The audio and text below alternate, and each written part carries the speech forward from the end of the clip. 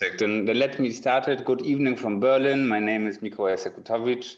I'm the VP of Therme Group and the CEO of Therme Art. We are organizing these talks now the second consecutive time as the Wellbeing Culture Forum. The last one was in cooperation with Serpentine about how art can free architecture.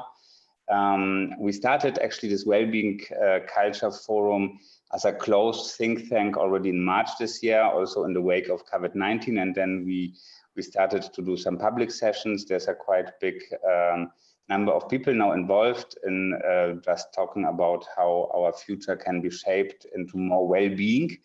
And this is connected with the thought that either we are well or we are sick. Yeah, so we are sick or well. So when we are not well, we are already decreasing, and this is something that especially now in the current situation is very visible, that things are coming together in a way that we are anticipating, you know, a kind of need for change. Maybe it's comparable with the last century when Bauhaus started a revolution of how, you know, after the Manchester capitalism started. We have John McGrath here from the Manchester International Festival. Welcome. And also from the factory that will reshape as we think the city of Manchester. And we have also Robert Hanea here from Therme Group, the CEO and chairman of the board.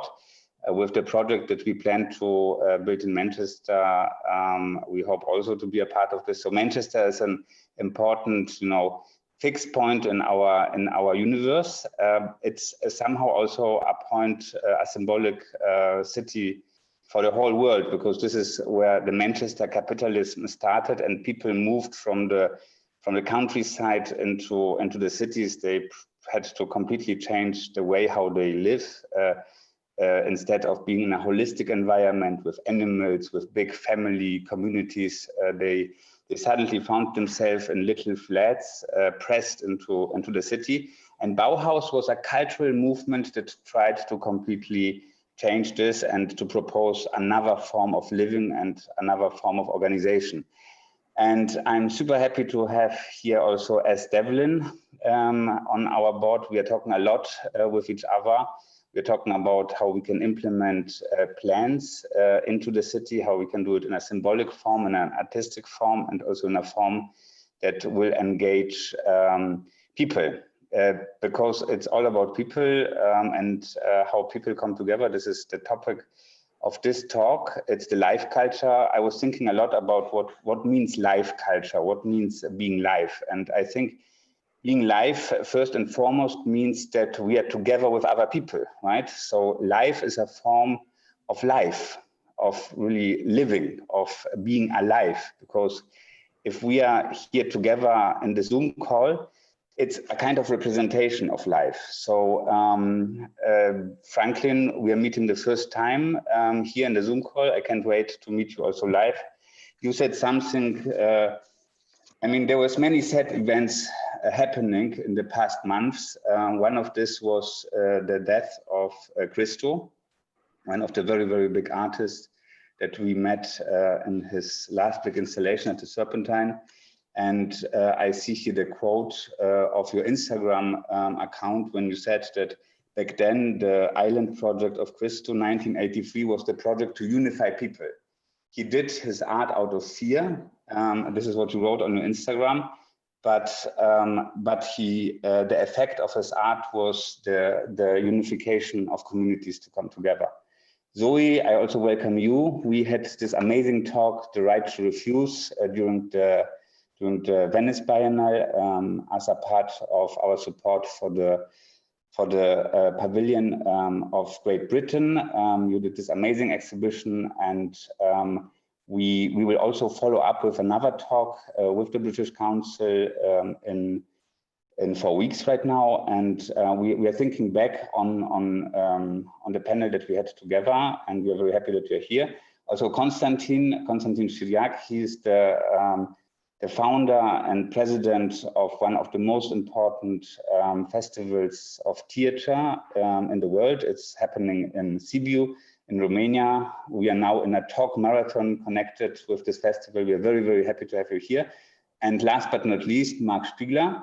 Marc's a good friend and here the co-host of this forum. And I will now also stop talking and will give the word to you, Marc, to start this debate. You are basically in a very special position because you just launched Art Basel online, the very first time that Art Basel is happening not live but online. Yeah, some thoughts about this, Marc, maybe as an introduction to this panel. Yeah, of course. Thank you, Mikolaj, and greetings to everybody from Zurich. As Mikolaj said, we launched today the second edition of our Art Basel online viewing rooms, and it's not Art Basel happening online. It's a part of what Art Basel is, but obviously I think, you know, given what we're talking about today is the culture of live events, you know, what's missing in this platform, is as great as it is, and as well as many galleries are doing today, is human interaction. You know, it's falling in love with an artist who you've never seen the work of before. It's meeting a gallerist who is going to teach you things. It's meeting a collector who is going to patronize your programs. It's meeting a collector who's going to support your museum. It's discovering an artist who's going to go in your biennials. So all these things are not happening in the same way as they would in person. And I think, you know, I was thinking a little bit about this panel as I was walking home from launching the online, from launching it with my team, and I was thinking, you know, there's a great book, many of you may have read it, by Elias Canetti called Crowds and Power. The original is Masse und Macht, and what he talks about in that book, among many other things, is how a crowd is a kind of organism, and a crowd comes together, and its purpose is to sustain itself, but also the people within the crowd subsume their identities to the crowd itself, and it becomes a kind of an animal and a being, you know. And I think he talks about many crowds. He talks about the types of audiences that all of us benefit from. He talks about the crowds of a military unit. He talks about the crowds of a festival. I mean, he wrote this long before raves, but that's one example. I mean, he talks about, of course, you know, what happens in the context of a riot or a protest or a religious mass. And I think all of these are things which are inherently human events and which cannot really take place virtually, you know. And I'm not here to be the Luddite on the panel, because I do believe strongly in the digital, and a lot of interesting things have happened. But I think I was thinking about sort of the special nature of a lot of people coming together, being together, and what it means to be together in a room and experience something, you know. And I think, and then I started thinking about the people on this panel, and I was thinking, and I'm happy to be proven wrong in my thinking, and no doubt I will be in a couple of minutes, but I was thinking that we have a sort of continuum, you know. And on the one hand, we have the people from the theater and performance world, where generally speaking, an event, a performance takes place at a certain time, and people come together to watch the event. And the performance could be, you know, it could be a 3-day long, 10-hour per day opera, or it could be a 15-minute, you know, event.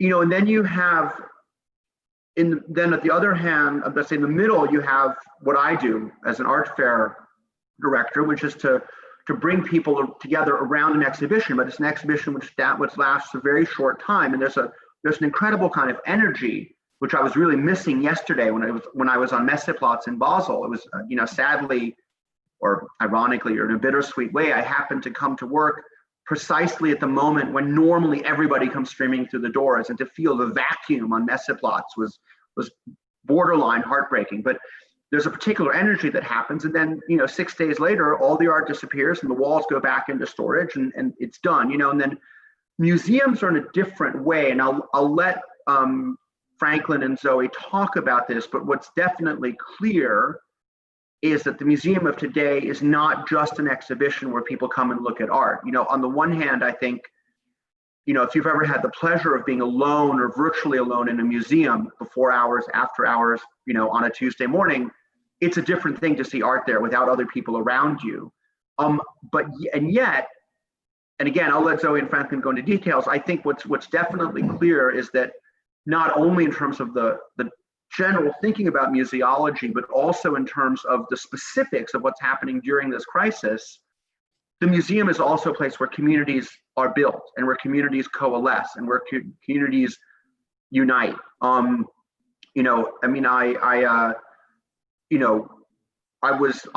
Zoe and I did a panel together a few weeks ago, and Anne Pasternak from the Brooklyn Museum was talking about how the crisis has sort of shifted her thinking about what the museum is and accelerated her thinking. But what's interesting is that, last weekend, the Brooklyn Museum was not the site of an exhibition, but it was the site of a massive rally for the trans Black Lives Matter movement, and then we had this amazing Supreme Court decision a couple of days later. But the point is that I think that's not in the traditional thinking of the museum. And so one of the questions I think is interesting is how do all of us who are dealing with events in different ways see how things are changing? And I think I think it would be good to go around the table, so to speak, and sort of talk, maybe we'll start with theater and then go to museums.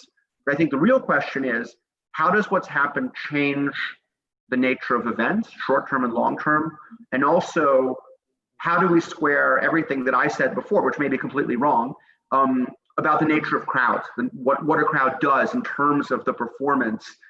How do we square that with the virtual world and all the great things that can happen as well in that space?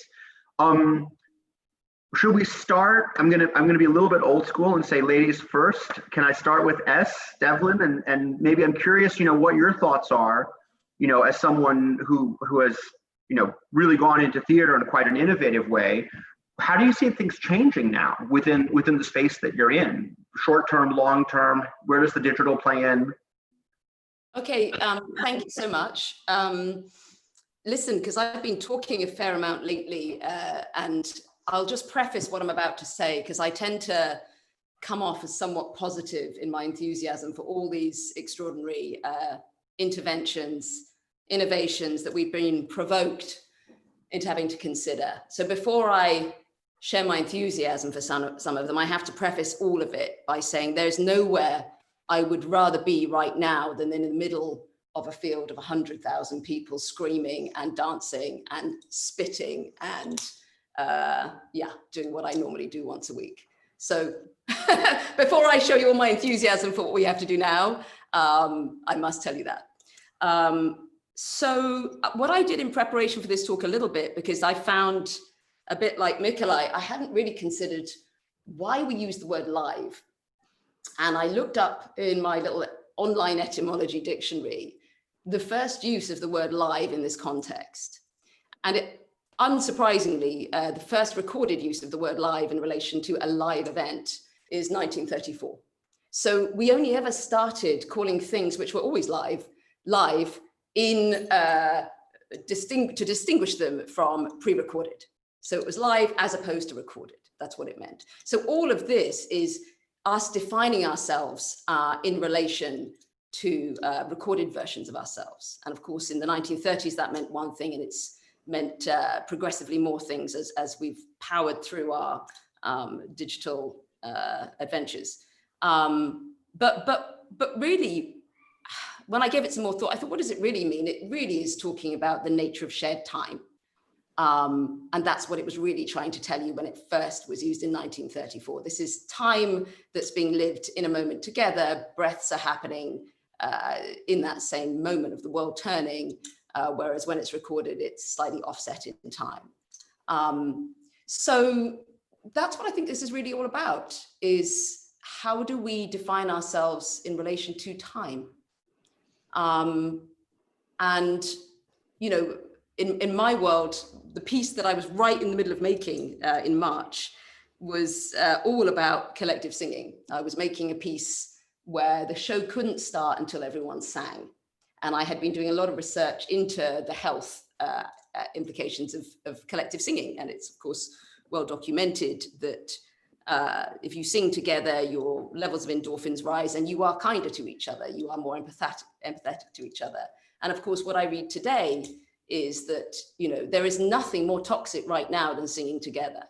You know, the aerosols that we give off when we project, there couldn't be anything more lethal right now than being near each other and singing. And choirs have been some of the, you know, most super spreading events. So that's what we're faced with. What I will say is, of course, the Zoom aspect, the Zooms where the Zoom is live, particularly, there have been some very successful examples of Zoom theatre where the audience remain present and vocal throughout the performance. There was a huge concert just now. I'm sure you're all aware of the big BTS concert that many millions attended live and were able to give their feedback to. What's good about it is that a Zoom doesn't have a door.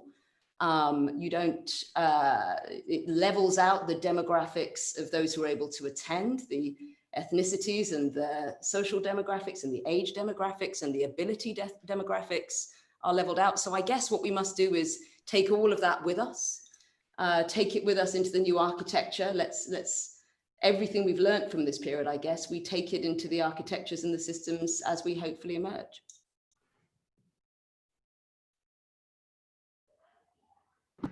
John, do you want to speak from the theater world next? Sure. I've done some slides, so partly because I'm bored of the sight of myself on a Zoom screen. So let me see if I can upload those, and we'll see if it works. So, how is that? Is that showing? Very good. Lovely. Okay. So on June the 29th, 2017, just a few weeks after the Manchester Arena attack killed 22 people and injured many more, Manchester International Festival opened with a new work of public art and performance, What is the City But the People, conceived by Jeremy Deller. One by one, over 100 citizens, ranging from a 99-year-old lady to a mother and newborn, from a rape survivor to a refugee, from an anarchist collective to a family of bakers, each walked a 100-meter fashion runway in the middle of the city. An extraordinary act of recovery and community at the time, this work now also seems like a rehearsal for the future. What does the space of the city become when pandemics of virus and systemic violence threaten everything we value about that city? Its venues, its transport systems, its underground spaces, and yes, its crowds. Cities are about gathering and exchange. That's why they were born, in ports, on merchant routes, in locations like Manchester, ideal for industry. And gathering in new ways must be their future. At MIF, we work deeply and over the long term with the city's many and diverse communities to explore ways to gather and exchange. Projects like Tanya Bruguera's School of Integration or our initiative Festival in My House, where community members curate their own international festivals in their homes for their neighbours, are all about ways of hosting and sharing knowledge in new, democratic and lateral ways. Scale and excitement are also crucial to our experience of cities. Many of MIF's most significant projects have been epic in their scale, from our very first show, Damon Albarn's Monkey Journey to the West, to our presentation with Art Angel of Heine Goebbels' Everything That Happened and Would Happen, from the life and death of Marina Abramovich to Bjork's Biophilia. We have often encouraged artists to make some of their biggest, boldest work in Manchester. And while we aim to put sustainability at the heart of everything in the future, ambition should still be central too. And we're particularly excited by conceptual ambition, projects like Yoko Ono's Bells for Peace, where thousands of individuals gathered to realize the artwork. Space will be different in our new reality, and virtual digital space will be integrated into the physical. Our new OMA design venue, The Factory, is very flexible in its architectural proposition. Audiences and artists will be able to gather in an infinite variety of ways. But it is not only architectural, it is simultaneously virtual. And we're already commissioning artists to premiere work in the virtual factory this year, while the physical building is still rising from the ground. The future of cities will need to be more creative than ever, flexible, responsive, inventive. MIF and the factory are drawing on our practices of democratic exchange, ambitious new forms, and technological integration to imagine our way into this future. Thank you. And I will try and unshare. Thank you very much. That's really impressive. We see what we are missing. Good. Constantin, last but not least, from the theater world, how do things look from your perspective? Well, I started this festival 27 years ago. There was only 3 countries and 8 shows. Was just after the communism, just after, let's say, the prison, and was the sign of freedom and the desire of dialogue and the necessity of the community to express themselves as people. So step by step, we learn to do a festival. And we arrived last year to have 585 different shows selected from around 15,000 applicants. And we are playing in 75 different venues with around 78,000 spectators. You can imagine to have 75 different venues and to have all the tickets sold out. The festival was the engine of the culture capital of Europe in 2007, when Romania entered also in European Union. But till at that time, we built step by step what means to involve the community. So the biggest achievement that we did, Sibiu now, it is the city with the highest rate of money for culture in the world. I'm not joking. Imagine we have between 14 and 18% of the entire budget of the city for culture. But what it is really fantastic, because of the culture agenda that we developed, we are bringing back to the community 4% plus. We gave to Romania the president of Romania, the former mayor of Sibiu that was working with us for the culture capital of Europe, for the festival and so on, now is the second time elected as president of Romania. So what it is really extraordinary as achievement is building the new audience. I have in my hands the National Theatre with 68 actors employed. And I have in my repertory 121 different shows. All the tickets for all the shows are sold out since 5 years ago. And the secret was building the new audience, bringing miracle each year, the highest quality, coming from outdoor to opera, to dance, to flamenco, to gospel. We are playing in 21 different churches. So all the tickets are sold because we gave all the outdoor shows for free. So the implication of the community, it is so powerful. We did also the culture market to bring the producers, to bring the agents, to bring, you know, what means the engine of the new creativity. We developed also in the university a theater school, dance school, and the culture management school with a special dimension in what means leadership. In the middle of this big festival, we have a festival of theater schools, performing arts schools coming from all over the world. In the same time, we built the biggest program of volunteering. We are working with around 15,000 applicants, and we are selecting 600. All the volunteers that are coming from all over the world, we are putting them in the houses of Romanians. They have kids or relatives the same age. So they are spending 1 month in Romania. They learn what it means to cook in Romania, to live in Romania, to have this fabulous experience, you know, to be 2 weeks in the festival, 1 week to learn what means Sibiu, and after that, to have an evaluation, what we'll do after that. We are doing so many projects, so I need to talk so much on it. So I think it is enough what I said since now, because everything was prepared to be presented this year with 585 shows. So I pushed the festival as the Olympic Games for the next year. And in 67 days, I'm doing an online festival with what are the most important now in the world.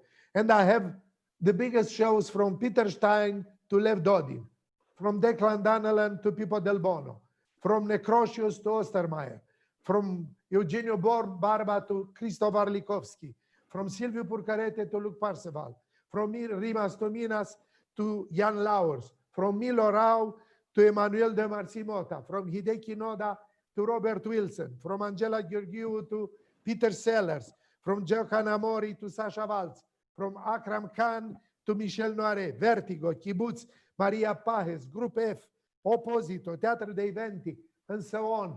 It is really something fantastic. And believe me, these days, we have more than 100,000 audience online. Okay. Daily.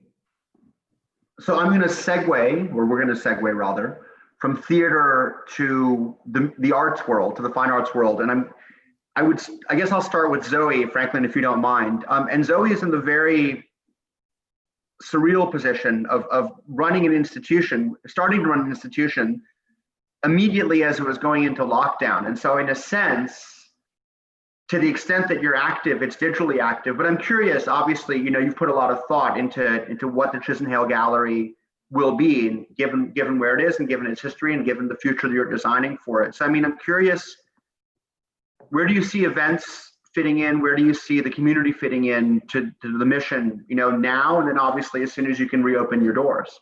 Well, thanks, Mark. And thank you, Mikolaj, and everyone at Thermic Group for having me. I think I've been thinking nonstop about that, losing sleep about it. Maybe it's something in the water in Southeast London, but I'd prepared for this in the same way that Ez did and started looking back at the history of Liveness. And I won't repeat what she'd said, but I'd gone back to revisit Philip Oslander's book about Liveness and was thinking about, in a nutshell, how much Liveness relies on being produced through our engagement. So, you know, you and I could physically be in a room together, which, you know, unfortunately we can't be at the moment. But if I'm on my phone scrolling and doing something else, then, you know, the Liveness is compromised to a great extent already. And so I think that thinking through what used to be a concern about a fear of missing out, or only having to experience something vicariously, I think there's a new way for us all to rethink what a British thinker, Nick Caldry, has referred to as group liveness, or the ways in which we can create co-presence. And for those of you who aren't aware of Chisenhale Gallery, we are a small gallery in the East End of London, but we work with visual artists on new commissions, often at very pivotal moments in their careers that go on to have a great deal of visibility and renown internationally. And I think at times like this, it's so important for institutions to really think about their DNA, you know, what makes us who we are. And so it was very important for us, rather than to transform, say, into a digital entity, but to think about what it means to be an artist-led organization in this moment. And certainly for us, a lot of that had to do with answering a very immediate need that, with physical exhibitions and commissions and projects being postponed or canceled, what that meant to offer support for artists to either show their existing work or to create smaller commissions, but that resulted in some sources of paid work. It also means rethinking how it is we work. So if you define yourself primarily as an innovator, someone who brings ideas to the table, how do you think really meaningfully about the nature of collaboration? That you don't have to be the first or the only, but that you can work in partnership with other people. In that respect, we teamed up with other artists. Tai Shani, who was recently part of the four-way landmark win of the Turner Prize, commissioned transmissions with Hannah Norley and Anne Dufaux as a way to basically create a really fantastic outlet for artists to be paid for new television commissions that are streamed on Twitch TV. So Chisenhale's gotten involved as a co-commissioner of what will be season 2. We're rethinking what it means to be in the gallery, where you might be able to experience aspects of the exhibition at home. You know, how might we use, there are people, you know, to Ez's point, there are people who have a PlayStation, but who don't visit galleries. You know, what might we be able to do online? A friend of mine from college, a comedian named Jenny Yang, did a wonderful fundraiser on Animal Crossing, you know, using the Nintendo Switch to create a comedy club venue so that people were able to not only experience a very dynamic cross-section of comedy in a moment when people are hurting for all sorts of reasons of a really raw acknowledgement of racism worldwide, but to turn that into something that is good and that can be generative. So I think also within that, you know, some of us are aware that even while we want to, I think, create a sense that Zoom or other video platforms are providing these alternative spaces. For me, it's really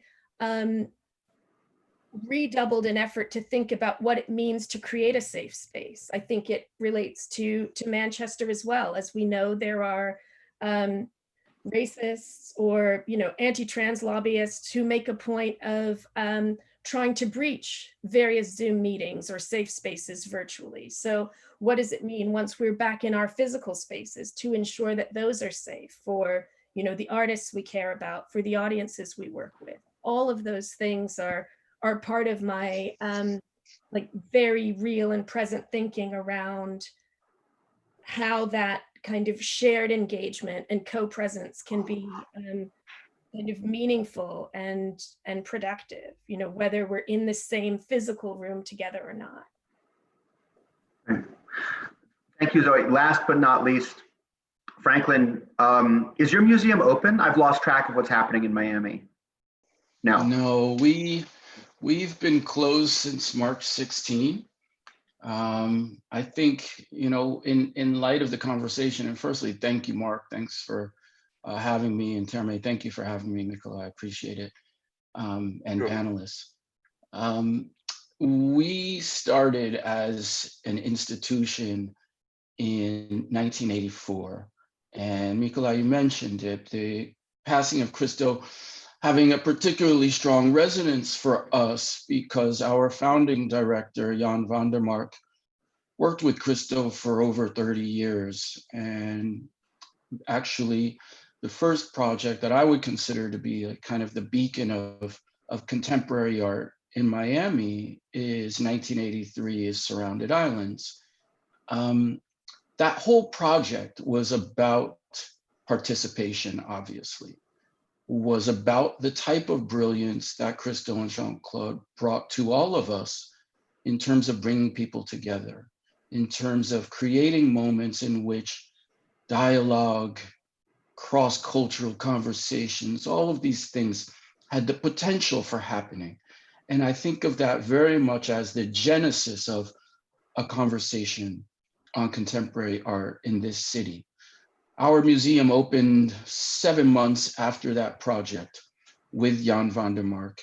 And I think he took that spirit, You know, being a museum in Miami at that time, it's not like we had a huge museum down the street. We had the Bass on Miami Beach. There was not the same sense of offerings as many cities in this country, at least. And so the idea that we could be a place for people to come together was very much a part of our formation. This idea of creating a physical space for people to be together, and particularly in that moment, which is a moment that we must reflect upon so often to the moment we find ourselves in now, is that our museum was founded very much in a time and space where our city was undergoing a lot of racial distrust in the wake of a killing in 1979 of a guy named Arthur McDuffie, which caused protests similar to the ones we are seeing now throughout our city in the early 80s. We also had the backdrop of the Mariel boat lift, which is sort of second massive generation of immigration from Cuba. So you had a sense of a place that was not understanding each other, a place that needed a physical bridge to come together. And I think we were founded upon some of those ideas. We began as a center for fine arts, which was mainly just a place to bring people together. There was no permanent collection. That came 10 years later. And with that permanent collection, we called ourselves Miami Art Museum, like we were going up from being a center to a museum. Then we became Perez Art Museum Miami in 2013 and opened this beautiful building done by Herzog and de Meuron, a place that is built off of the vernacular architecture of our situation here on the water in the Caribbean, and a place that kind of sits on stilts. It is an incredible venue for bringing people together, and that's what we do. We are driven by that mission, and all of that is now something that we have to completely reconsider. I am anxious and feel like this is an incredible opportunity for all of us to create in a way, an alternate future. Not that I wasn't excited about the future that we had, but I just feel like we have the sense right now of being able to create something quite different. And it involves a connection to audience that is going to be totally different, right? So if everything we did in the past was about creating more, bringing in more people, right? And here in this little city, we were bringing in at 300,000 people a year. How do we move forward with this idea in a COVID universe filled with social distancing? How do we create this same sense of collegiality, of camaraderie, and of the potential in physical happenings together? Is something that we're all confronting. And I think that there are positives and negatives on both sides. We're sitting here today, different time zones, different places, and having this conversation. And I've always find that to be such an incredibly, one of the many silver linings of this moment. We do a program here called Local Views, which focuses on artists from Miami and South Florida. And we would do that in the museum pre-COVID, and we would have a nice intimate group of about 20 people on Thursday evening. Now we have an intimate group on digital resources of 100, and people are logging in from all over place and getting this opportunity to convene together. So how do we build off of the many positives of this incredible moment to create a world anew? And if anything, for us here in Miami, and I can't say only here, but everywhere, we're all feeling it. What has happened in the last few weeks after the killing of George Floyd, and the focus that we now put on social justice, the focus that we now have on systemic racism, all of these things give us a new positioning in the post-COVID universe to consider ways in which we create a better world, for lack of a better word. So I'm anxious and feel optimistic about that. Franklin, I cannot tell you how moved I am by actually every word you are saying, because this is exactly how we feel. The situation during COVID was already, we're not sure. So I wasn't sure if I'm dreaming or if I woke up from a dream. Yeah, somehow this COVID situation showed us that basically a lot of things that we took for granted were just totally wrong. And now it feels like we are all on a big ship that is somehow sinking, not really sinking, but we are, you know, having our fights on the ship, but the ship itself needs to be rebuilt. And it's exactly this moment where we have the chance to do it. I have to refer to our last talk about art and architecture with Sumaya from Counterspace, with Frida Escobedo, with Junya Ishigami, with Hans-Ulrich Obrist, Stefano Boeri, and the amazing Tokwase Dyson. And it was in the wake of the death of George Floyd. And Tokwase said, when I asked her if the city is killing us, she answered that she said, my work as an artist is to say how in front of a store in a corner of a city with police and with the burden of white industrial by white supremacy, how his face got on that ground. So that ground and that concrete, that pavement where he was killed is the question. So she's opening up a context, and the context is the city. And you cannot imagine, and maybe we underestimated, you know, somehow the power of aesthetics, the power of, you know, that everything should be in balance, that everything should have a kind of, or has a kind of connection. We see through COVID somehow that we are communicating even when we are not talking on a molecular level with each other. So being live means also to exchange all the time bacteria. We are hosting, you know, 60% of the cells of our body is actually non-human cells that we are all the time exchanging with each other without seeing it, without feeling it, without being aware, but still doing it. And it's a part of our existence. It's a very strong part of how we, you know, develop into something new, into something, and how we also replicate. So this kind of life element of, if it's an art fair of Marc Spiegler, Art Basel, where the people are not only there to buy art or see art, but they are there to see each other and to see each other in the context of this art, because every artist is creating this art in the context of the reception, and the reception itself is already a creative process. Or Constantin's description of this amazing festival, you know, you can immediately see in front of your inner eye how these people are united, you know, united in something good, in something creative, in something that is beautiful. The same with John McGrath's example of Manchester, and how Manchester could react to a tragedy with something that was filled with joy, that was filled with hope, with something that changed the course and the narrative. And also Zoe's example of this small space, but a space that is actually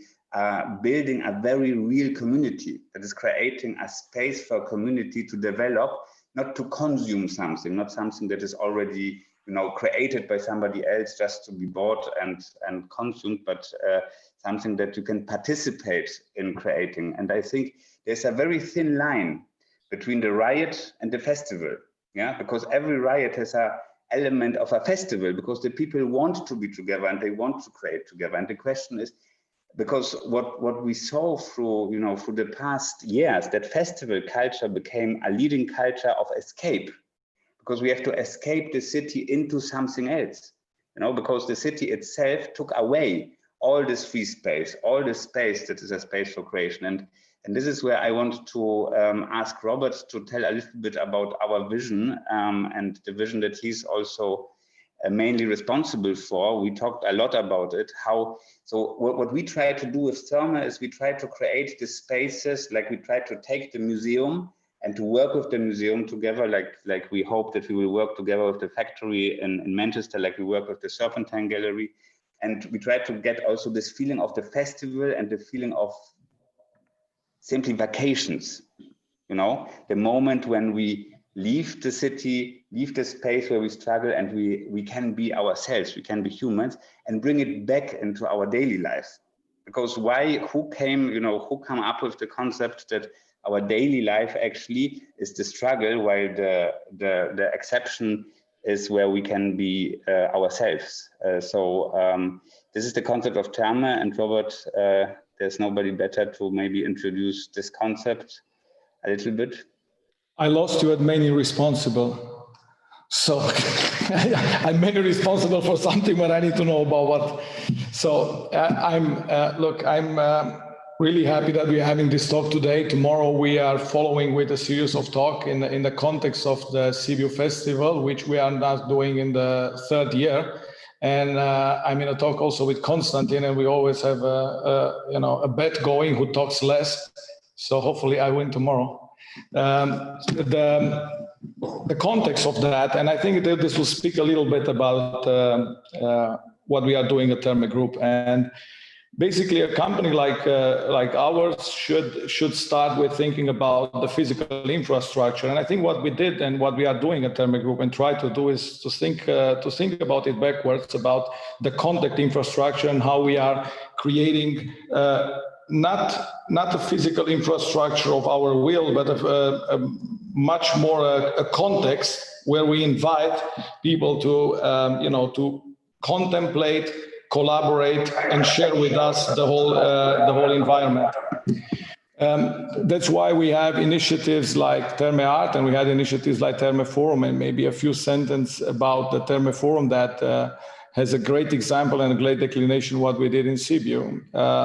And how this came about, I think 4 years ago, we started a discussion, and Sibiu had a quite interesting history.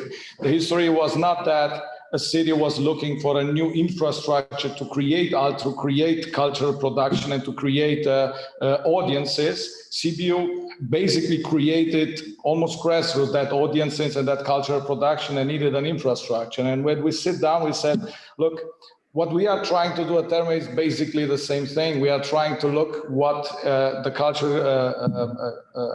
creation is outside, and we are trying to invite everybody to collaborate and to participate in creating the infrastructure.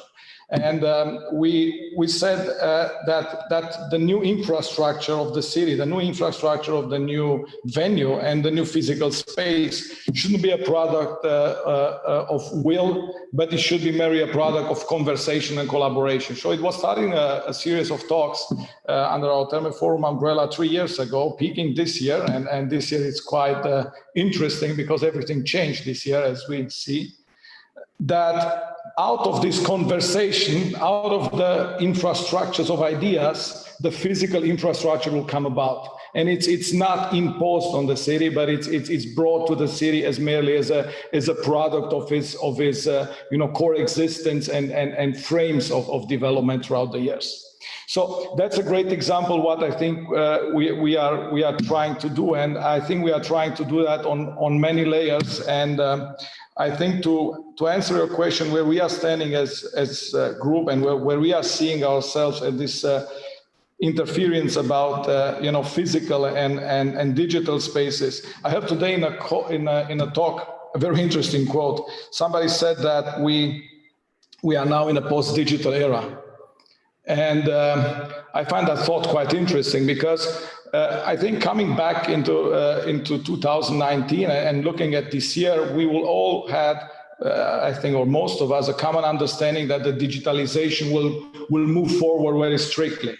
And if you talk about time and time as a factor of change, what I think happened the last 3.5, 4 months is that we had a tremendous acceleration of change, of a future that was about to happen, and probably also a change of that change, a change of that future that was about to happen. So I think a lot of things changed a lot, and who thought that our need to be physical with each other is so strong. And I think this is something that surprised many of us and positively surprised many of us. So to go back to what you asked, Mikolaj, I think where we are seeing also in the context of Manchester, where we are now in a phase of bringing a project to the city, which I think will be extremely important in this context also of COVID-19. It's to take to take now the fear away that being with each other and being with each other in physical space, it's a matter of safety in a pandemic situation, but it's more a matter of need. And this relationship, human to human, it doesn't, it goes in an area where it's not transactional anymore. I think it's a basic human need. It's a basic human need that we didn't define it like that. I think we define it as a factuality, but I think it's a basic human need much more than we ever thought. And probably that's one of the good things. I was thinking a little bit about what various people said, and I think one thing that struck me, and here I'd love to throw this out to the panel, is, on the one hand, we're talking about, at least in the short term, reduced numbers of people in spaces together, and then I think,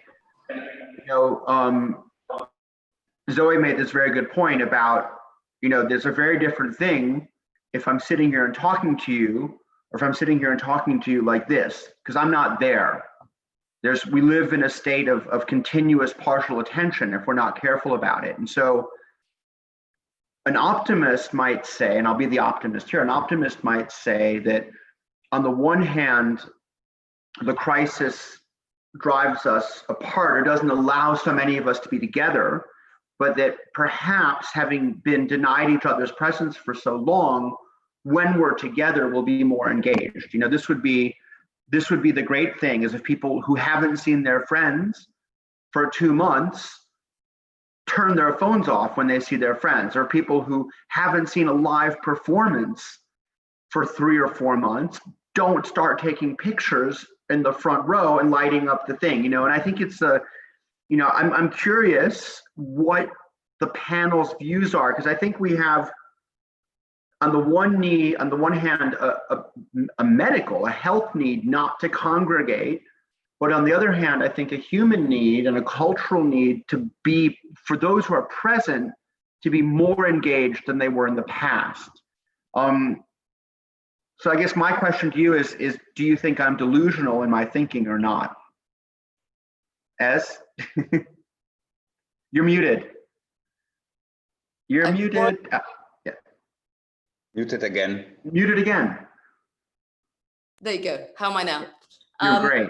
I wanted to dive in just because when you mention the relationship between audience and performer and between each other, I do think this is an opportunity. I've been using this phrase, forgive me, but I've been using the phrase a kind of renewal of vows, because what I had remarked, I mean, weirdly, I had just made a piece with Dave about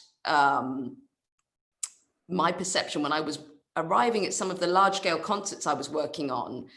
And just responding instinctively, my perception was that I was looking, if I had arrived from another planet, I would think that the people attending the concert were actually the glowing screens, and that the blobby things underneath them were like sort of quite sophisticated consorts or chaperones or sort of transport devices for the glowing screens.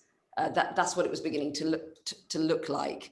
And there were interventions being made by some performers saying, look, please, we're here in the same time, let's interact with one another. And I do think as we tentatively begin to try to come back together, it'll probably be outside. And I think the sort of terms of engagement between audience and performer will be revised. I keep thinking about the terms of engagement of drivers. Drivers are respectful of one another's safety. They respect the 2-meter rule on the highway because they want to be safe. They want the person in front of them to be safe, and they have passed a highway code.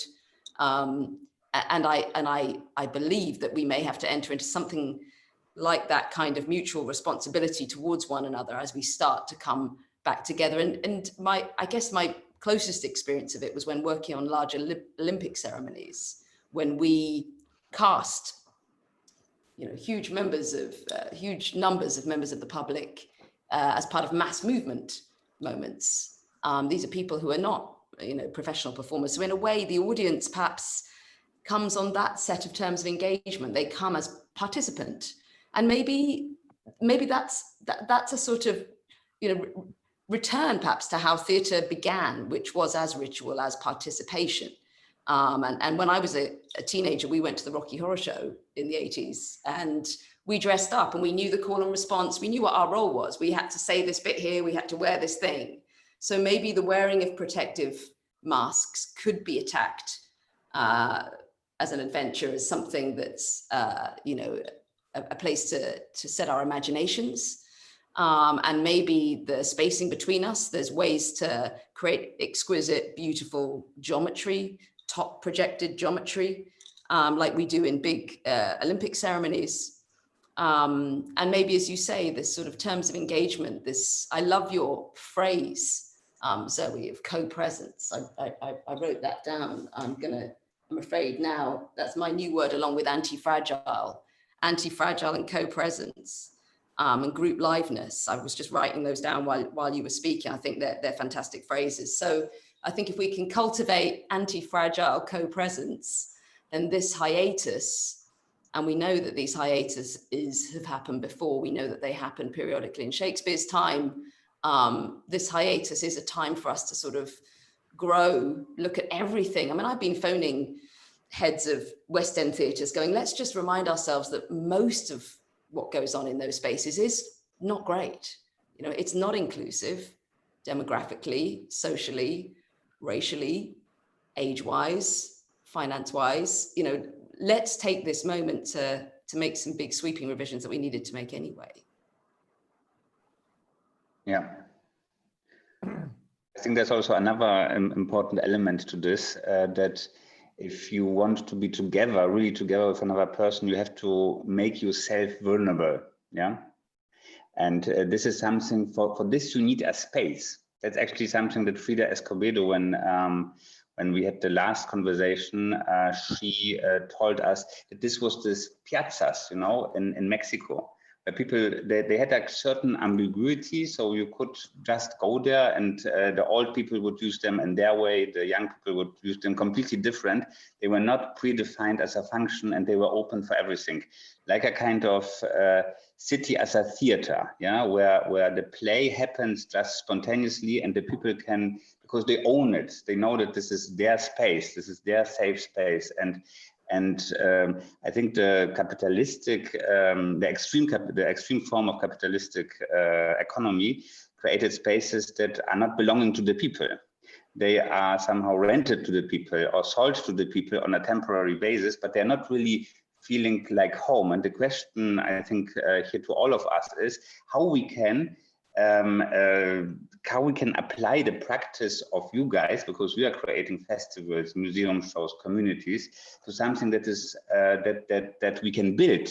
Yeah, and this is where our group is also extremely interested in, and this is why Robert and me founded this Therme Art program, to see how we can infuse into real builded structure, because building is complicated, right? So for building, Robert was mentioning, I think, 5 times the word infrastructure. So infrastructure is something that you really need to build, you need to plan it. So this is maybe why it very often turns out to be very simple, because you can only invest in simple things, not to do anything wrong. But I think now we have to step up the game. And I loved what Franklin said, actually, that our future was just changed. And this is a big chance for us, you know, so to apply artistic practice directly into our real lives, not only outside. John, you seem to be on the same page. Yeah, I mean, Robert said something, I think you said the phrase infrastructure as a product of conversation. Yes. And I think that sense that infrastructure should be a product of conversation as opposed to a product of economy and power structures is a very good starting point. And I think at the moment, certainly in the world of arts organizations, much of the conversation has been quite institutional and quite institutionalized. When we talk about the return from COVID, it's all about how do we do social distancing in theaters, etc. But I think, as your point is, that we need to look at what was going on there previously in the first place, and was it any good? And actually maybe return to the artists and ask the artists for better ways to congregate and for ways to congregate that are more co-present, as you say, Zoe. We're working with a dozen plus artists at the moment around work for next summer for the festival, and every conversation with them has to be placed in a state of provisionality that we wouldn't usually be doing at this point. We'd be saying, okay, we know it's these dates, we know it's in this space, we know what the creative team is, we're beginning to sense what it will look like. But now every conversation actually has to start by, if none of that can happen, what's most important about this project, about this inquiry, and how do we hold on to that?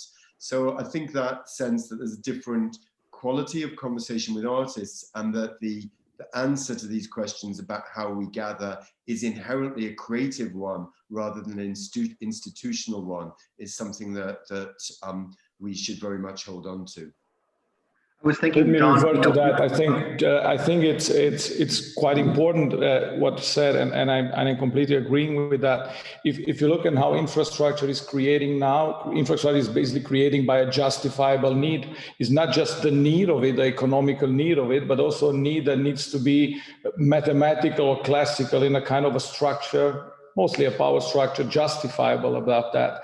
And the question is how you create vision. Vision is need, but ahead of time. Need is reverting a kind of historical piling of I will say inequalities or things that basically didn't balance or didn't get into an ecosystem. So I think that will be an interesting challenge to what will happen after this post-COVID era, because this time gets us thinking about, I think, one fundamental concept. 4 months ago, the human being was the only source who drove change, who drove climate change, who drove any kind of change. And what happened now is that nature drove this change. So basically it got reverted as the human being who was in charge for the good and the bad to be out of charge, to be put aside, and nature took over and drove a kind of a change where human beings are now responding to. So I think these two fundamental things that involve contemplation, conversation, and humility in the end are fundamental to any kind of infrastructure. And in the last, I think, 6-7 years, almost I'm not referring at infrastructure almost exclusively on non-physical infrastructure. So I'm referring most of it as infrastructure of human beings, of thoughts, of things that can be built, because the physical part of it, it's the end product of that. I'm usually not interested in that, because that will come about exactly how it should come about. The first part we are more interested about. So I think that's extremely important to revert that. Sorry, I think I interrupted you, Marc. Oh, I was actually gonna. I was thinking. John had said that infrastructure is a result of conversations, but you can also flip it around and say the conversations are the result of infrastructure. That you can create an infrastructure which creates conversations. And I think, I think probably of everyone on the panel, I work on the shortest timelines because we do 3 fairs per year. And I think. Within the art world, museums are the ones that work on the longest timelines, just because often they're doing complicated shows, they're lending works, they're borrowing works, they're doing works with other institutions. And I think, as Robert pointed out, or rather as John pointed out, we're in this moment of conditional planning, and then I guess my question to Zoe and to Franklin would be, to the extent that you're the people who have the most permanent infrastructures on this panel, that you have buildings which can be opened, can be used for different things than they were intended to be. And to the extent that your planning cycles are thrown off by everything that's happening, how are you are you rethinking, sort of the role of the museum in terms of spurring physical conversations as those things become more possible? What do you see? Do you see the museum as a stage for a sort of unplanned, undirected conversation, as a stage for, what's the role there? And I'm not suggesting it wasn't there before, but it feels, is it more urgent? Is it different? How do you think about the way you coalesce a crowd and then catalyze conversations? Well, Chisenhale is a gallery, so more like a Kunsthalle model. So we Yeah. don't have a permanent collection. We have one incredibly adaptable, large windowless space that we kind of transform usually 4 times a year. So one of the things that has driven my thinking has actually been a slightly antithetical way of thinking about that. And it goes back to that careful consideration of organizational DNA. We were founded by artists in the 1980s. And my first priority is to honor the commitments we made to artists who were displaced by COVID.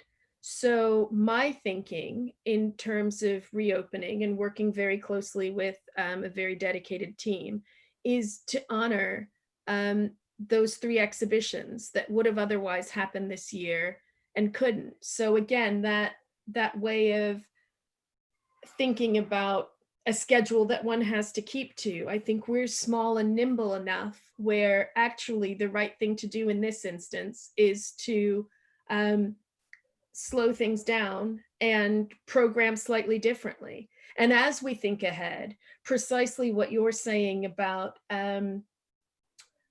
conversations emerging and a more discursive way of working. I've been thinking a lot about who we share a building with. We're in a former varnish factory in East London, and one of our fellow residents is a Chisenhale dance space. So I think that in a very real way, we can rethink what liveness means in relation to the exhibition format, in relation to commissioning and how we work. That will also, for all of the reasons that have been mentioned, likely mean rethinking how that's disseminated. It might not be that we're like all sweaty, shoulder to shoulder, crowded in the room together, as much as I want that to happen, but that we might be creating a safe space in a physical sense in which performance might take place and that then be broadcast or disseminated in some other way, or that thinking can take place in different ways. That's also something that was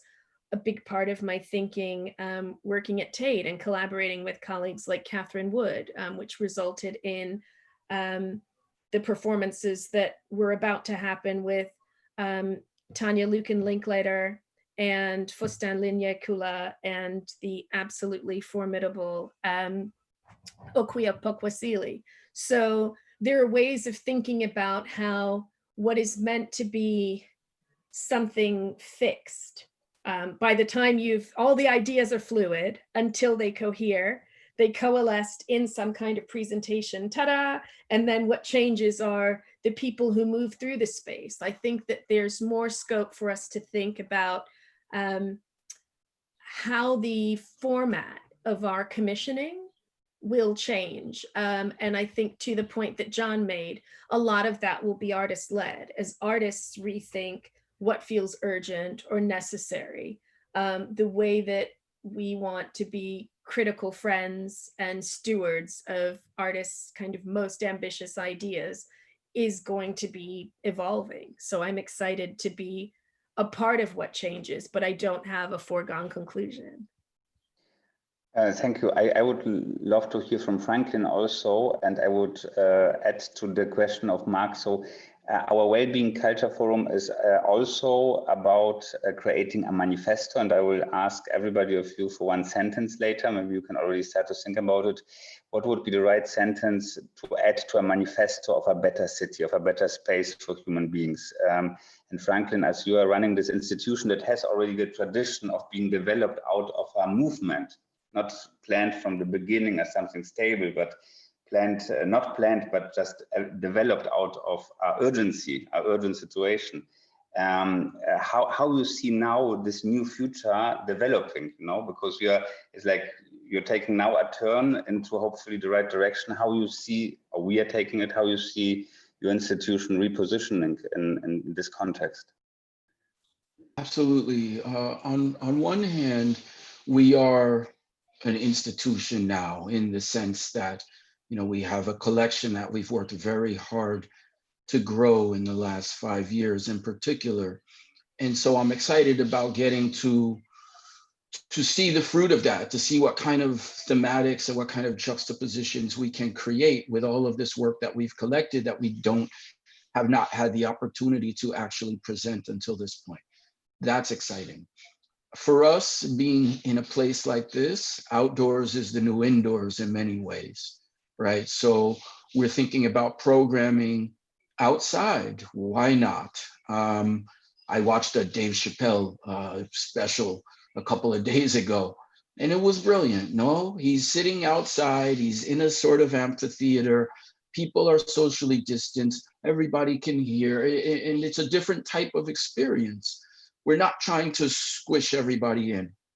As much as I love there's so many elements of physicality and coming together that we all miss so dearly right now, but I really appreciate what Marc said in regard to, do we hold these moments in a different regard when we see each other again?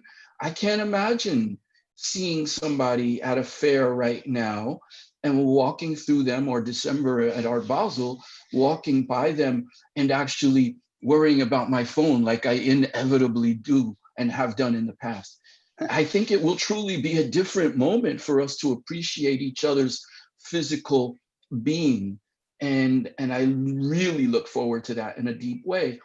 By the same token, I also think between a couple of museum experiences that we've all had. So last year, at one point, I found myself thinking about the Manil collection in Houston, where I used to work.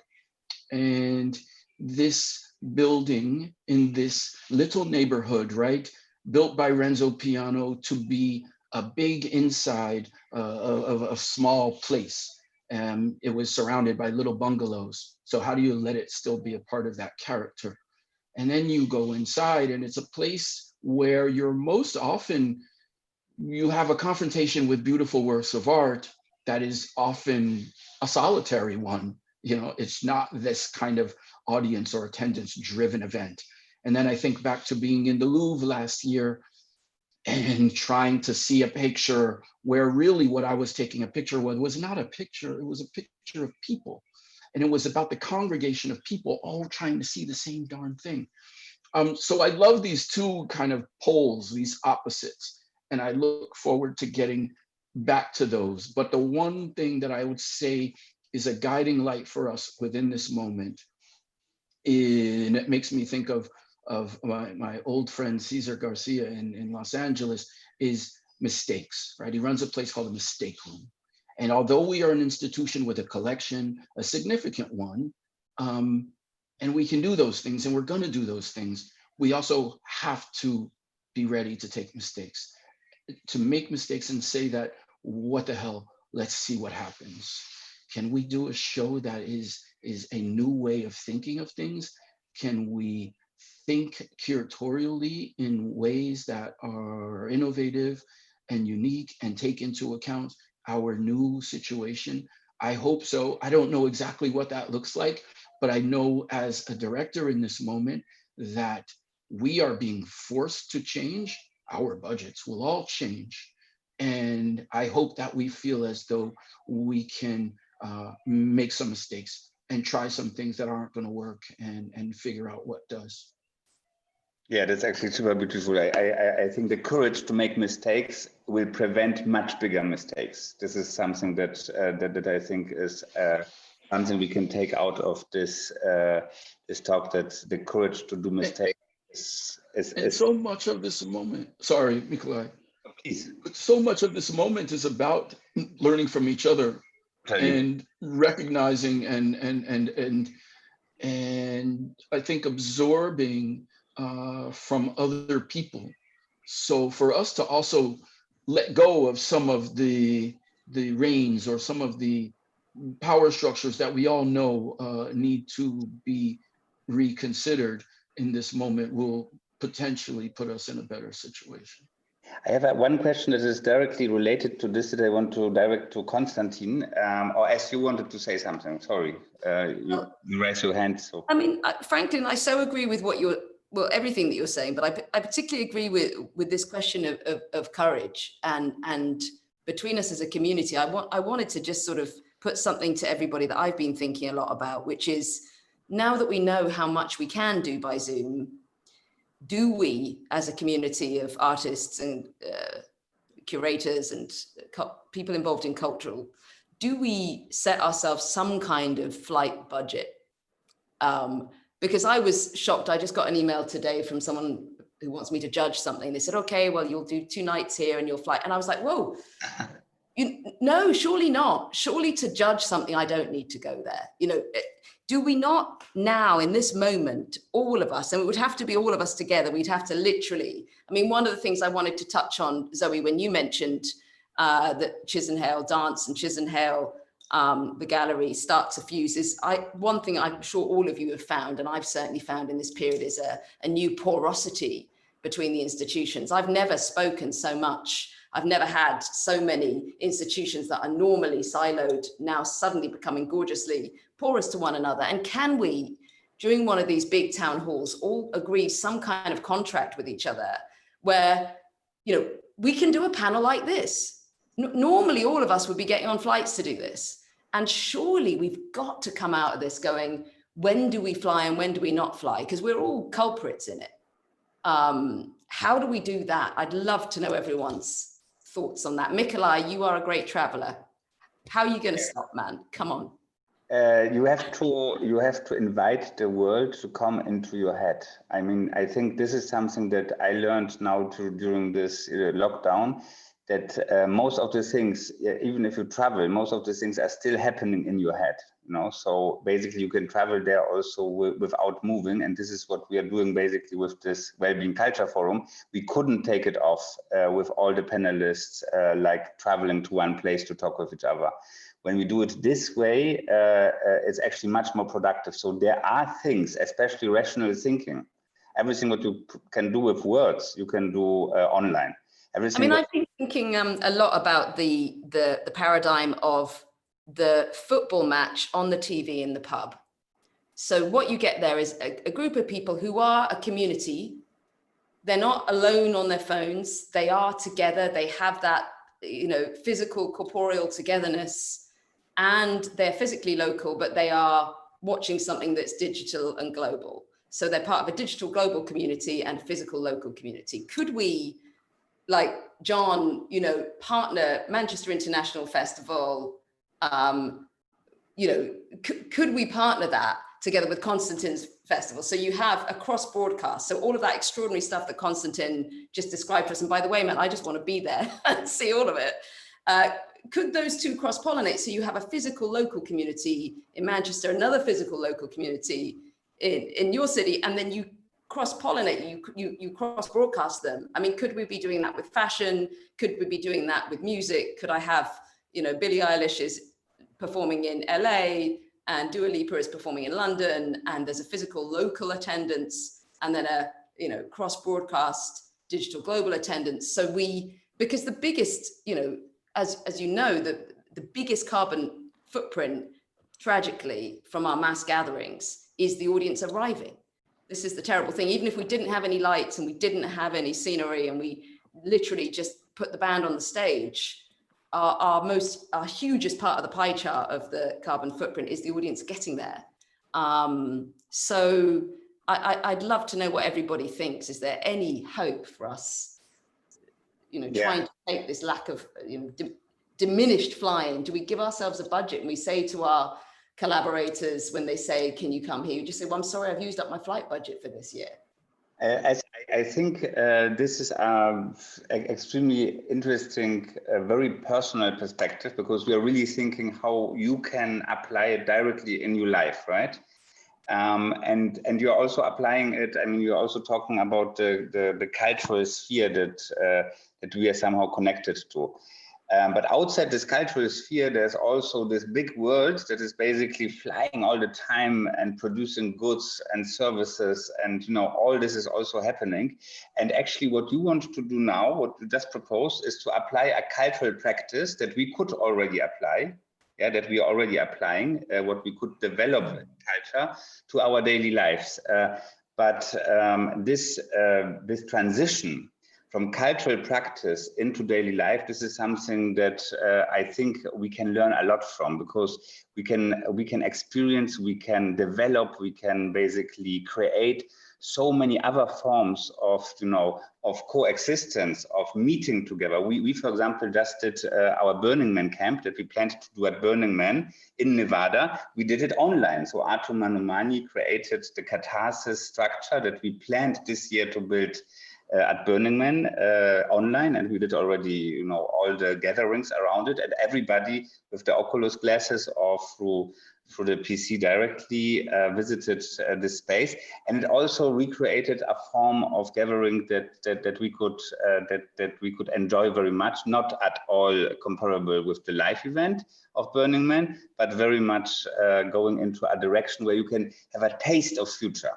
You know that it's not yet there, but it's a taste of it. But what I wanted to ask everybody, and I wanted to start with Constantin, because this is... Can I just say my opinion on what Ed says, because I think it's great. So first of all, I think our CFO is also in this line. He's in London. He will love that because he hates flights budget. So if we can tell him that we are cutting all our flight budget, we are on a different trajectory. So that's a great thing.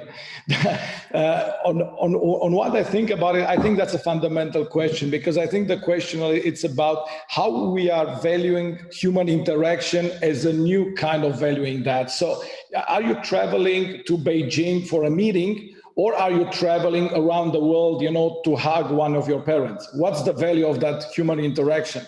And that value of the human interaction just changed, because now it was mainly transactional, and it was mainly driven by a kind of a, as it is, economical need or a practical need. But I think what changed, and I think what changed for us and for me personally, is that I'm looking at this thing not in a matter of a transaction, but in a matter of value of the human interaction. And I think you see that. If we need, next year we will be at the Sibiu festival, we'll be at the Manchester festival, and for that we will need to be physical, I think, and the word life need to change in the word alive, probably, because I was thinking about what you said in the beginning of the conversation, and that word life was just managing our fear back in the 50s, that we are not, seeing the same thing as other people saw in the same time. So it was about managing our fear that it's life, it's happening just now. And if you are talking about the concerts of yesterday, where everybody's sitting with a phone, you can argue that they were not live. They had on the phone the same thing live, so it's not happening for them in the same moment. But if you take that phone away now, after that kind of interaction, then everybody can be alive. So you have a live event, you have live events from home, and you have this kind of interaction on Zoom that we are doing now. Sorry, just three words. Because I have to ask this question, it's a totally crucial question. And you all can judge if you want to answer it. My question is like this. Constantin was telling us how he managed to raise the budget of the city of Sibiu to 14%, what is the largest budget for culture. I want to ask a very provocative question. Please. Why can't we do it upside down? Why can't, isn't the festival the better city? Couldn't be culture the main content of a city, John? Couldn't the Manchester International Festival be the city of Manchester?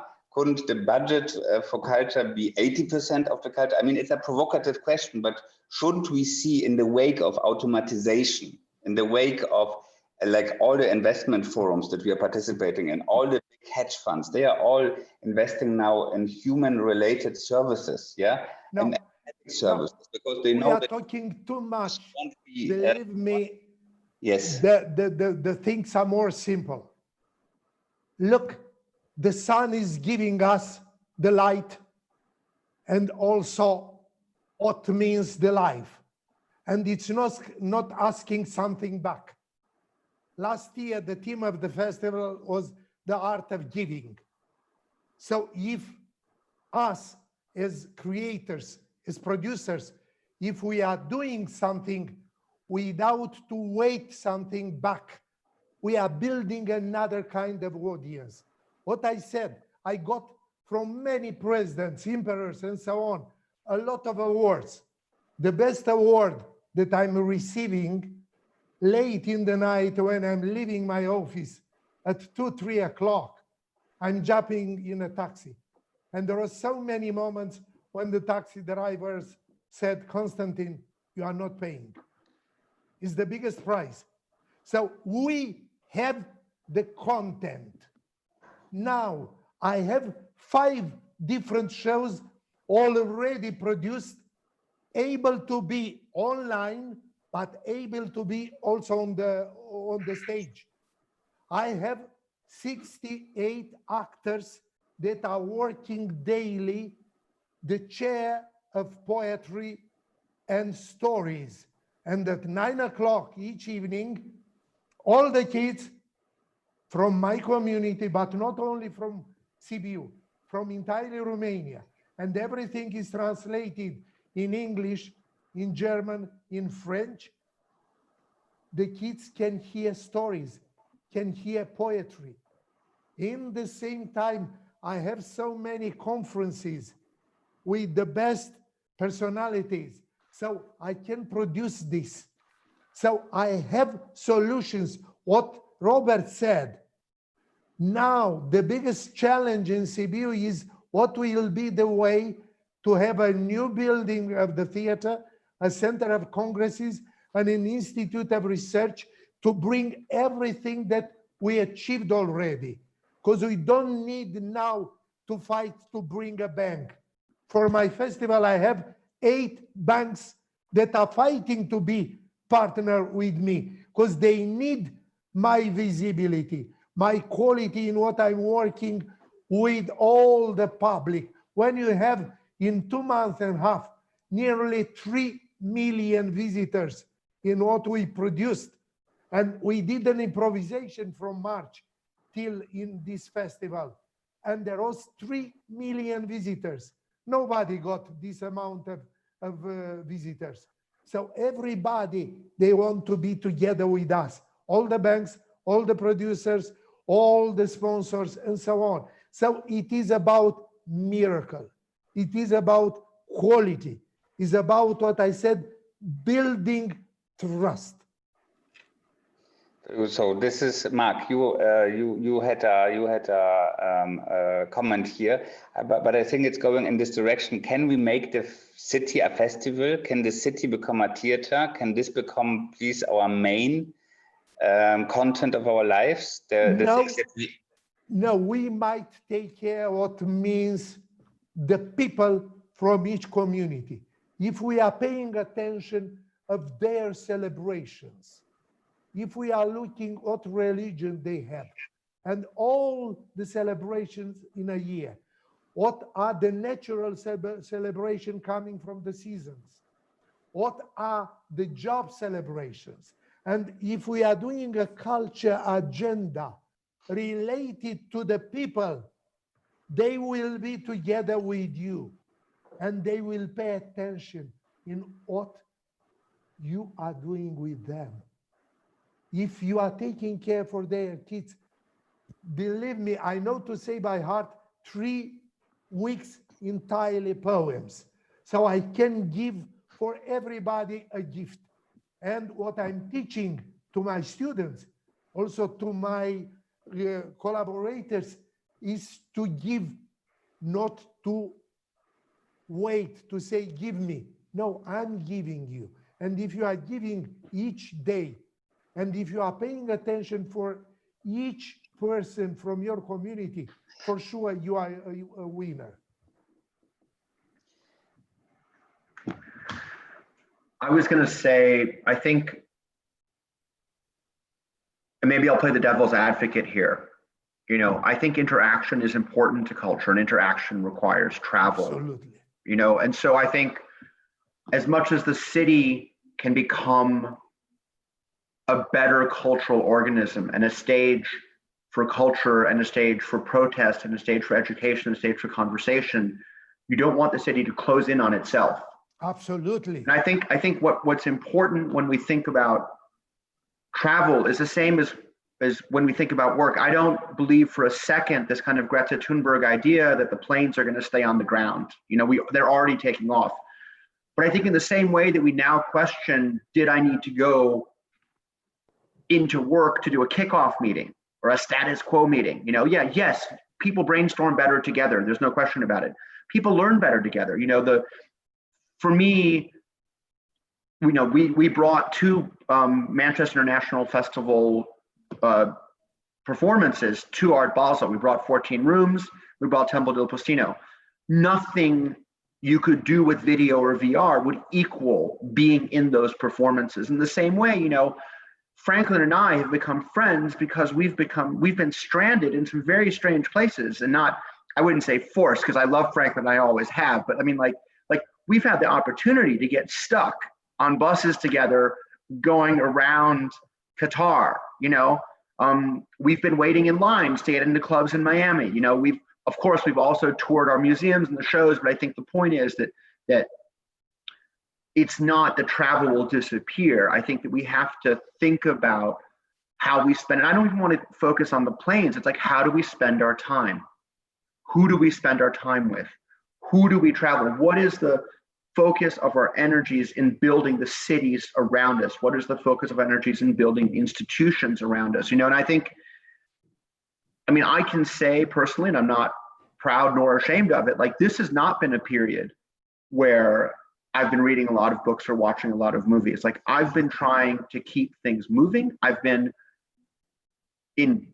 had longer conversations with friends that I've had, sometimes in person, sometimes not in person, sometimes virtually, and it's been a very rich time in that sense. But I think, we have to continue those. We have to say, it's better, to Franklin's point about running past each other, at a fair, because that's what you do, to be where you are, and not in your phone, but your phone also has its moment, of course, because it connects us to lots of people. And I think in a sense, if this, and I really hate this kind of silver linings thing. Like, I wish COVID-19 had never happened. It's going to have a terrible effect on people, and those people are going to be predominantly poorer and darker skinned than the rest of the world. Let's not pretend that this is a good thing. It is a terrible catastrophe with some silver linings. And if it forces us to rethink how we relate to each other, if it forces us to step away from our phones, if it forces us to build cities that are more open to culture and to each other, that's a good thing. We should have gotten there by ourselves, but as a society, we didn't have the maturity to do it. But I think in a sense, we, as all of us, as people who stage events, I think have to think about, how do we make those events where places are where people choose to be, prioritize. They don't just show up, to show face, and then they're really present, so that real things happen when we interact with each other in physical spaces. And I think that, to me, is kind of the challenge of the future of live events. Like, how do we make every event count? How do we make every presence count? How do we make every trip count? And not just how to do things because everyone else is doing it. We have to put aside the FOMO. Maybe it shouldn't be fear of missing out. Maybe it's fear of missed opportunities. Like, we travel when there's an opportunity to do something real, and not just to show up so people knew we were there. I totally agree what you said.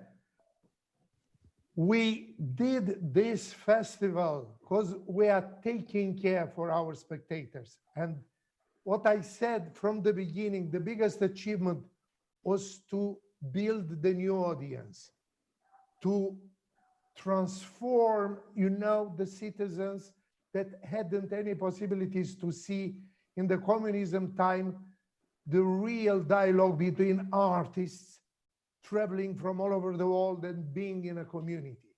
And this was the biggest gift that I gave to them.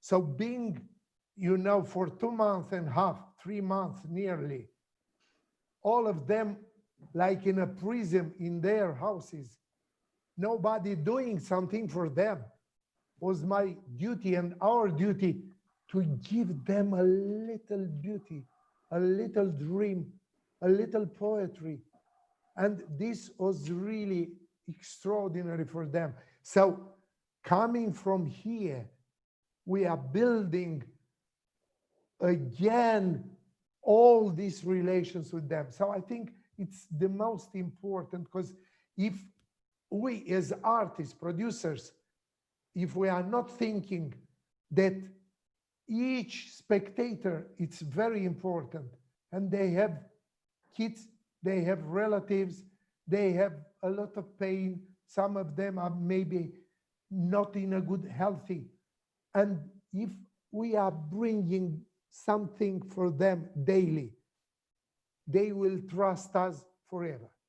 This is exactly so, Constantin, thank you. So this is the festival as a therapy, as a therapy for masses, to speak with Elias Canetti. And I think there is a very valid point that the city should be healing and not destroying human lives. And I think if we would, as we sit here, build a city together, the city would be a completely different city, but we are not thinking in these ways.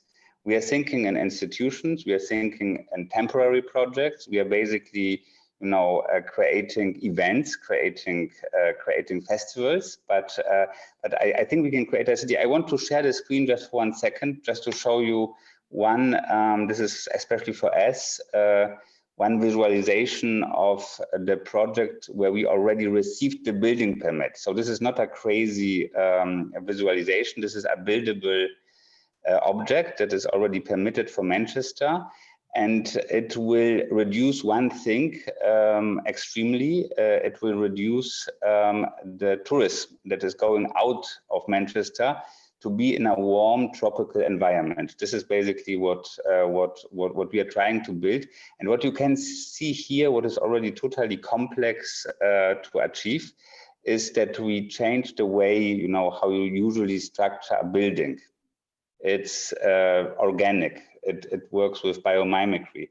Robert can say something about this in detail. What I wanted to share with you is just a thought that we can rethink the city. We can basically build whatever we want based on the experience that we have and the cultural practice that we have. So the festival can become the city on a long term. And I would like to, maybe as a closing round, to ask everybody out of your experience now, the experience that we had in the past, basically 3-4 months of the year 2020, what would be the sentence that you would like to add to a manifesto of a better city, of a manifesto of a city that you would like to live in and that you would like your children to live in? Maybe Zoe, if I'm ready. I'm so excited about this because I've been really inspired by Marcus Rashford.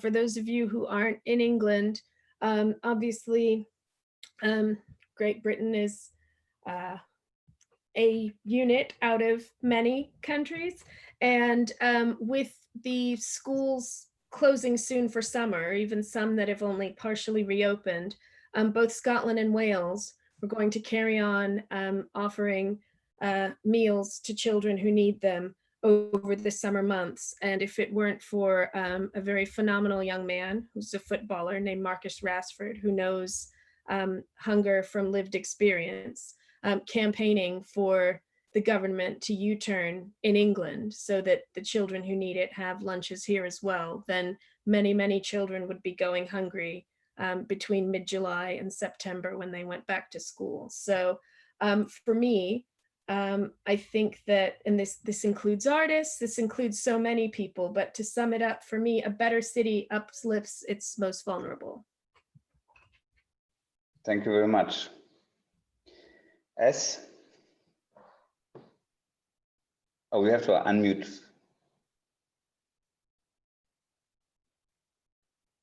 Cultivate anti-fragility.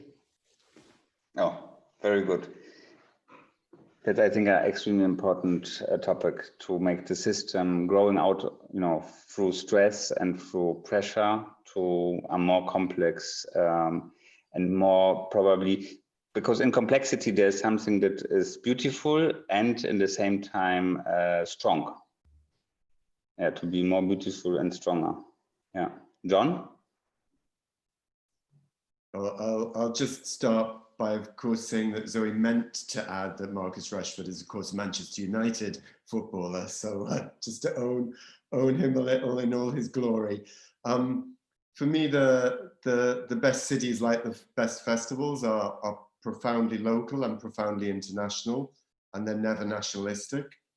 So those would be the principles that I'd want to pursue.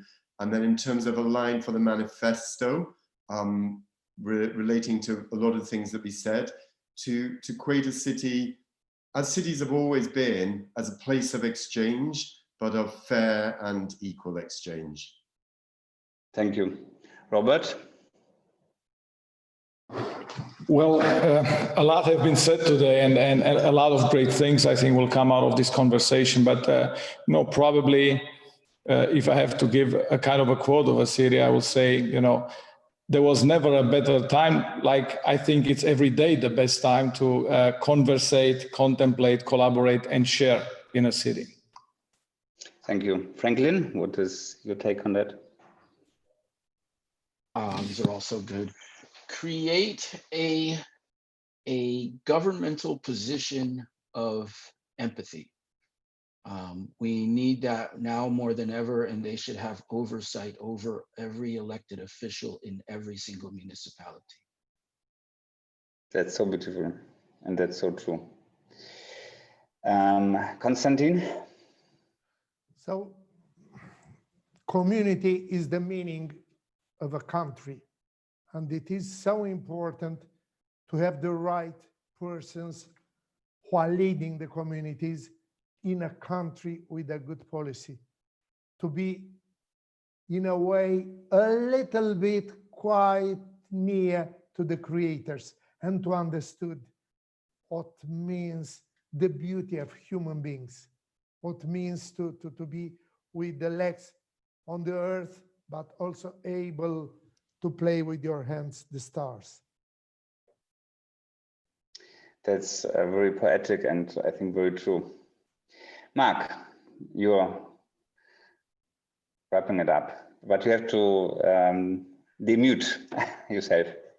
Marc, you're muted. Marc? Marc? Yes. Okay. Sorry. I was going to say these are all very hard acts to follow, and when you go last, everything has almost always been said. But I feel, Le Corbusier said that a building is a machine for living. And so the question is, what is a great city? And I think a great city is a machine for taking all of the chaos and complexity within it and ensuring that each of its citizens creates something as part of something that is more than the sum of its individual parts. That a city creates opportunities for everybody within it that would be impossible without the others there. Perfect. Yeah. So thank you very much. My wish is that that we are building the city together. I think this is really possible, and that we can, rely on your practice.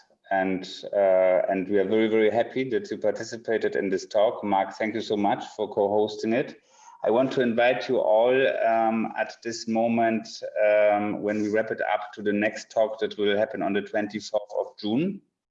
About the social culture of cities shaping a participatory reality, with Emma Dexter from the British Council, Sonia Boyce, the next artist representing UK at the Architectural Biennale, Elvira Diangani-Osse, curator and director, David Cohn from Cohn Architects, Cedar Levinson from the Southbank Center, Gavin Wade, and Susie Wilson. And in this context, we will also continue to talk with you, and we very much hope that we will not only talk but also realize some of these ideas in our building projects. So simple as it is.